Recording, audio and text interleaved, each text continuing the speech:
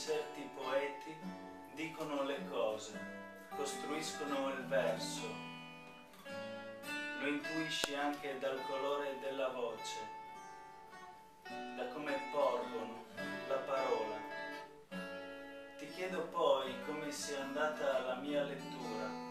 Mi dici che è andata bene, che ho poesie collaudate, che sono sempre le stesse, che ormai so che funzionano.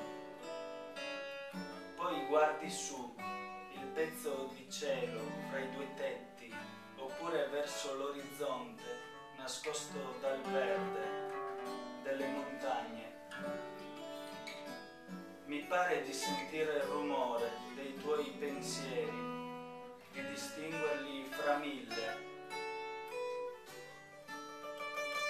Ne rimane uno che ha il retrogusto del precipizio. Se solo una sola volta riuscissi ad essere poeta dentro casa,